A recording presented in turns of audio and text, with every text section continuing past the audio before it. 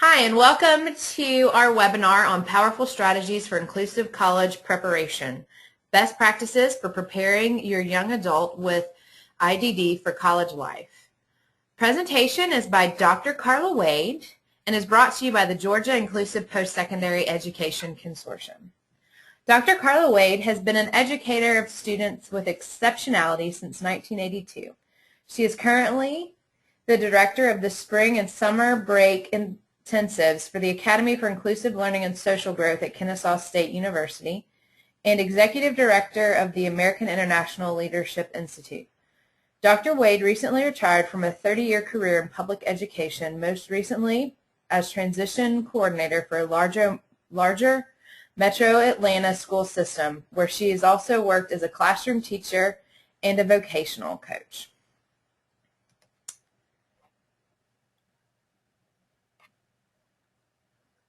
The Georgia Inclusive Post-Secondary Education Consortium seeks to create opportunities for students who have historically not had access to post-secondary educational opportunities. Members of the consortium are committed to providing information and training resources for individuals, families, colleges, and universities, and agencies to achieve the goal of inclusive post-secondary opportunities. The consortium is a project of the Center for Leadership and Disability at Georgia State University.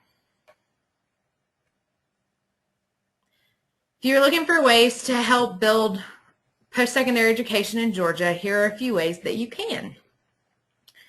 You can help build inclusive post-secondary education in Georgia by learning more about what the consortium is doing and Think College is doing nationally.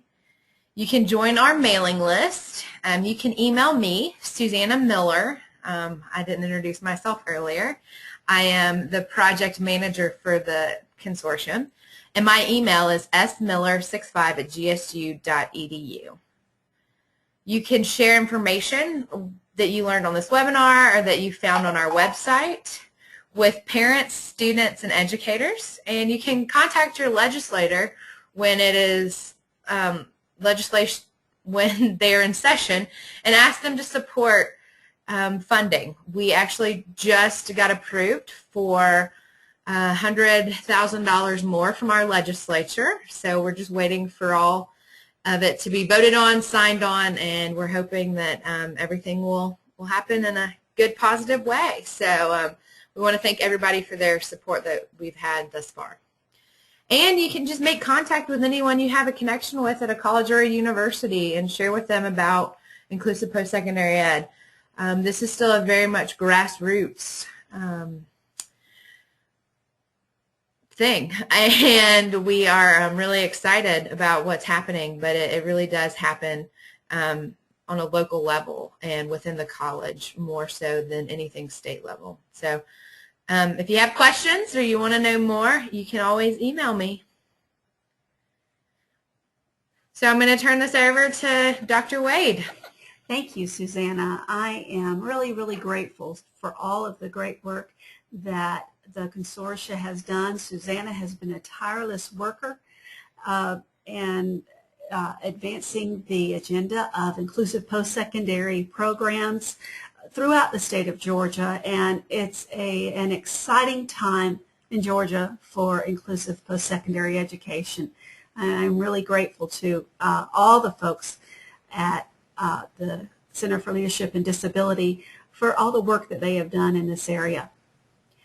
Today we're going to talk about inclusive post-secondary programming. In plain terms, that means college for persons with intellectual disabilities. It wasn't before now a reality. Now it is.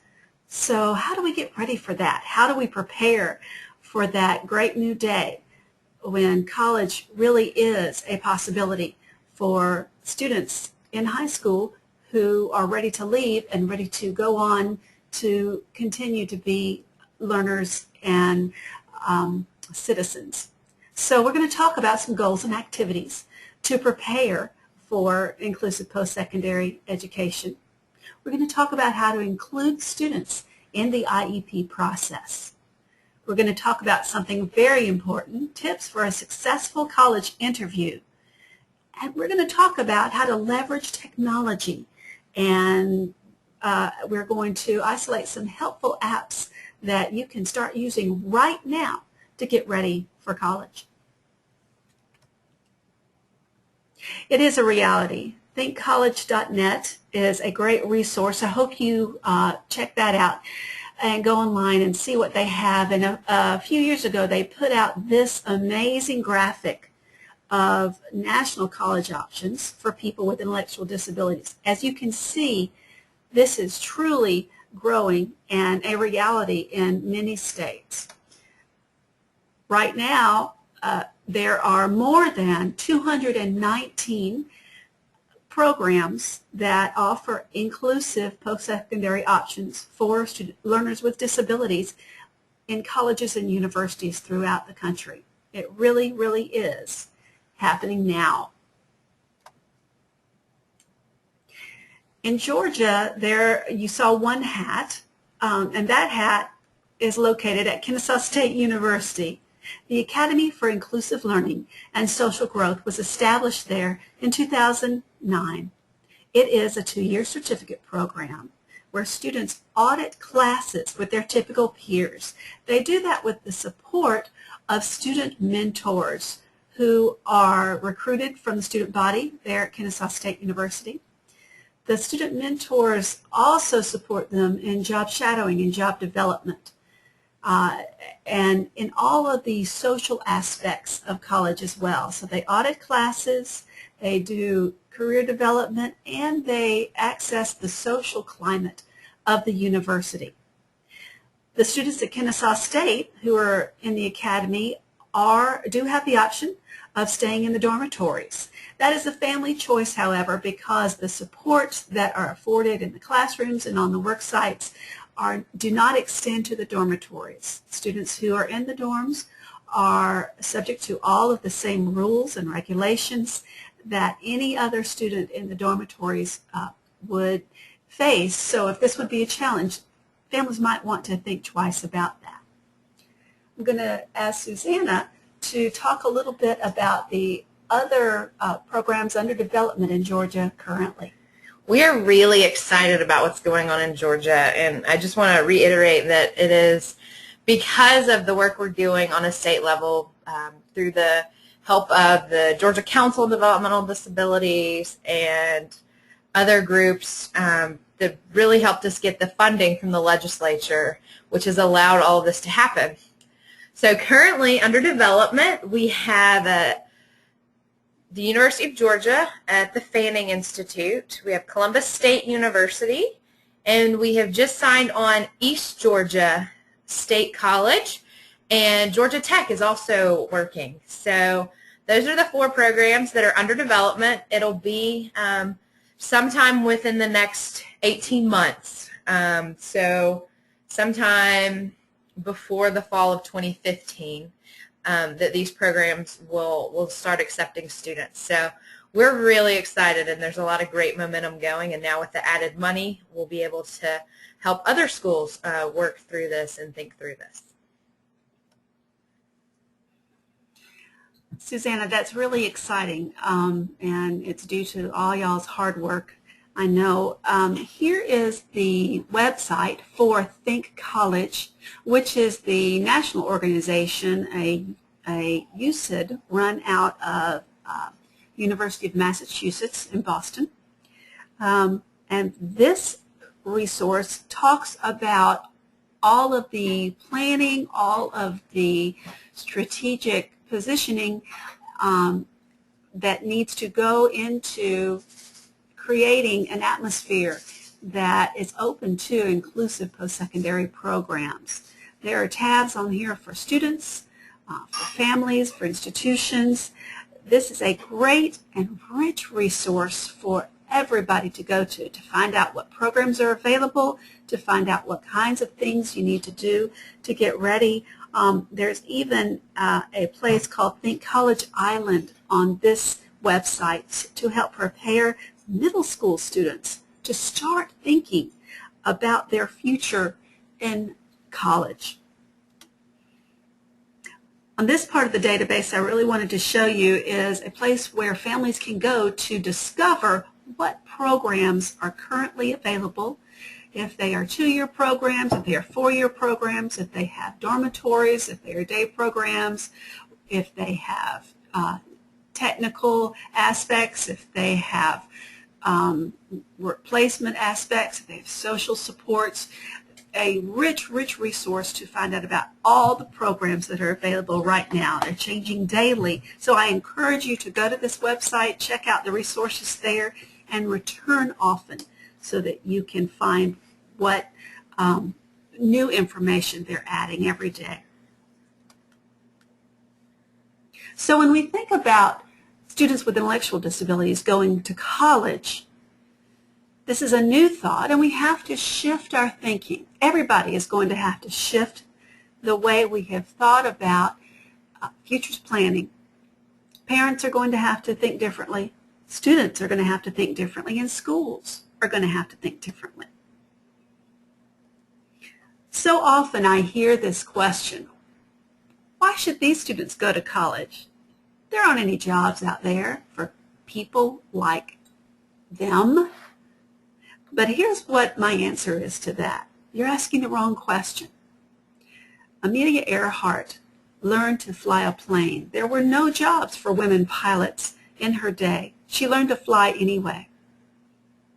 There were no jobs for men of color in the national leagues in baseball, but Jackie Robinson learned to hit a baseball anyway. So the right question is, what's your major? What are you passionate about? What are you excited about? Pursue that, and surely the future will be created for what you want to pursue. I really encourage young people to find out what they're interested in, find out how they can make that fit into their future. So when we're planning the future, it's important to make goals and then to break that down into activities to support those goals. Here are 4 important goals that I recommend learners with intellectual disabilities and their families focus on. Self-identification, electronic communication, academic rigor, and employment outcomes. I'm going to talk a little bit about each of those. When we talk about self-identification, this is talking about persons with intellectual disabilities who need to know themselves and know their learning styles and know how to ask for help. On a college campus, there are no IEPs, there are no paraprofessionals, there is no one waiting in the wings to swoop in and rescue a learner who is presented with a challenging problem and sits at his desk and waits to be rescued. There's nobody there. The learners on the college campus have to say, excuse me, I learn differently. I need some help here. Here's the best way I can learn. So it's important to train our young people to be able to speak up in this way, to identify the best way that they learn and to ask for help in that way. One thing I recommend is for these young people to make an appointment with the gen ed teacher and review those accommodations that they're already receiving. Are they pulled out of the class to have a test read to them out loud? Do they really need that? Maybe they do. Maybe they don't. Maybe they'd like to try taking the test on their own. I really encourage those kind of accommodations to be reviewed. You could get that accommodation in college, but if you don't have to have it, how wonderful it would be to free yourself up to ask for a different kind of help. This is a huge piece of the college culture, electronic resources. Students on campus live and die by their smartphones. Classes may be canceled via Facebook or tweet, or certainly email and text message. So students wanting to access a college campus really need to have access to these skills, to be able to text to one another, to their mentors, to their professors, need to be able to use those calendars for planning, alerts, reminders. You need to be able to initiate an email to request meetings and to be able to attach a Word file to an email in order to submit papers. Papers are seldom handwritten anymore. They're typed and emailed in via attachment. So encourage those skills of texting, tweeting, Facebooking, electronic communication, being able to send and receive email messages. Those are huge, huge skills for the college campus. I'm a huge fan of leveraging technology, and as society progresses, our technology is progressing, and the more common devices are like iPads and tablets and smartphones, the easier access it is for individuals to get useful apps to use as assistive technology. Many apps are now free. My new favorite app is Evernote. I use it now all the time. It has taken me from my paper to-do lists to an online synced up app that allows me to take notes and sync them with my computer, my tablet, and my phone. So I can take notes, I can make to-do lists, I can take pictures of PowerPoints. I need to remember something. It's just great, and you have it on all your devices, and it really helps keep things together. Dropbox is another great tool. It allows you to save files, so you don't always have to have your computer on you. If you save stuff in Dropbox, you can pull it up on your phone, you can pull it up on your tablet. You can also share your folders with different people. Karla and I are both on a shared folder for some projects we're working on, so I can work on something, save it, and she can go in Dropbox and open it and write on it and save it, and we're able to do a lot more and not have to open up attachments and things like that and save and resend. GoTask is another great to-do list app. Remind 101 is a great communication. We just had a snowstorm, and we were at a conference, and we needed to get in touch with everybody, and I should have used this. What you do is you get your group of people, and this, it would be a class, to sign up using their numbers, and it's all anonymous, but the teacher will have like a master number that they would send a text to, and it would disseminate to everyone who signed up for that group. So it's really great to send out reminders to students or teachers if, post-secondary ed, to send to parents and things like that. It's great. Dragon is another great app, and it's one of those that has, evolved, and it was very expensive to have Dragon on your computer, and it is a speech-to-text software, so you speak, and it types what you've said. And now you can get it for free on your phone, on your iPad, and it's very helpful. Those are great resources. I really, really encourage all of them, and I really encourage parents thinking about what kind of investments to make, to go and invest in hardware for your young person, a smartphone, a tablet, something that can be theirs and that they can practice using in high school and carry with them to post-secondary settings. Practice using all of these apps while they're in high school, and they can get that support them using them at home, and then carry those with them to have their personal instruments to carry on to the college campus. I think that's really important. I'm going to talk a little bit about academic rigor. Students who are in inclusive post-secondary programs are included. The students at Kennesaw State University audit classes with their typical peers. That means they go to class. That means they're expected to perform on the level of other college students in that they're going to work on the projects that are assigned. They're going to work on the papers that are assigned.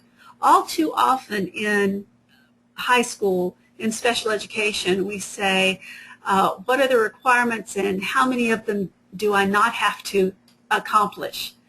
Instead, I want you to ask the question in a different way. How close can you come to what the syllabus demands? How close can you come to completing the projects and the papers that are being assigned to the typical students? Consider dismissing those support services, speech, physical therapy, occupational therapy, especially when they pull you out of the classroom setting and you miss that piece. The supports will not be available on the college campus. How many of them can you do without now? And the last area I want to talk about is employment outcomes. When you go to college, one of the reasons you go is that you have the expectation that when you leave, your prospects for employment are going to be better. In fact, statistics from Think College tell us that students who attend inclusive post-secondary programs are 25% more likely to find employment after they complete the programs, and their earning power increases by 75%. Be serious and be supportive about a vocational destination for your young person. Don't just send them to college just to go to college. There is a reason to go, and vocational outcomes are a very important reason. So I'm going to summarize. Reduce that support that the students get in high school. There are no parapros. There are no IEPs in college. There is the expectation that the students will do their very best to participate on a college level. Allow your young people to fail and to learn from failure. I put WD-40 on this slide because the story behind WD-40, the name stands for Water Displacement Formula number 40. That means that 39 times they tried to make something that would keep my door hinges from squeaking, and they didn't quite get it right. So they tried and tried and tried again. And each time they learned from what they had done before. Allow our young people to learn from their experiences, to experience disappointment and to say, you didn't like that, what would you do differently next time? Let's make a better plan. Try that plan, get back to me about how that worked. Allow these young people to fail. I promise you that on the college campus and in life, they are very likely going to experience some failure. Don't let that be the first time. Encourage our young people to self-determine, to make choices, to stand up for themselves and say, I have a disability, this is my disability, this is how I need help. This is how I need to learn, this is what works for me.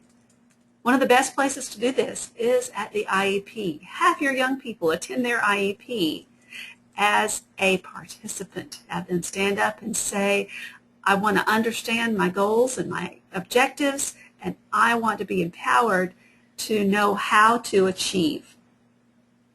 And be proud. Be proud of your young person. If you are looking at an inclusive post-secondary program, buy that sweatshirt and the keyring and the bumper sticker and all of the obnoxious things that other parents do who are sending their children to college. Be proud of your student. Let your student, however, have that campus experience by themselves. So when students attend their IEPs, when students go to school, when students go to inclusive post-secondary programs, they are going to be the ones who are the most responsible. The students need to be responsible for their goals, for their activities, for their achievements. And then second in line, the parents, because of course you are supportive, you are helping them. And then increasingly, as students reach the age for graduation from high school and going on to the college campus, the teacher is less and less responsible for goals, for activities, and for achievement of the students.